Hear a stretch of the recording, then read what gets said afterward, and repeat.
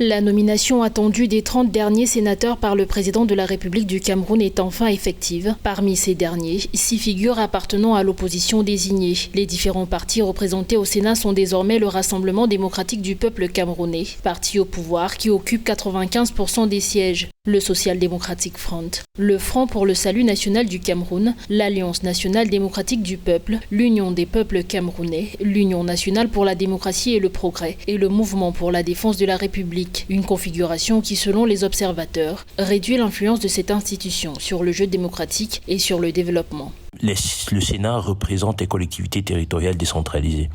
Et donc, avec le parachèvement des institutions de la décentralisation, on devrait théoriquement voir plus de dynamisme au niveau du Sénat. Cependant, il faut noter que la majorité écrasante dont jouit le RDPC joue quelque peu en la défaveur du Sénat, puisqu'on ne voit pas des débats contradictoires qui pourraient, donc par le jeu d'opposition, accoucher de lois courageuses qui viendraient faciliter ou accompagner le processus de développement du pays. Une innovation au sein de l'institution. La 3e mandature du Sénat comprend désormais 31% de sénatrices, soit 31 femmes, sur un total de 100 membres contre 20 pour la précédente législature. Rappelons que ces nominations interviennent quelques jours après la reconduction de Marcel Nyat-Difendi à la présidence de la Chambre haute du Parlement, fonction qu'il occupe depuis l'activation du Sénat en 2013. La réélection du président Marcel Nyat-Difendi à la tête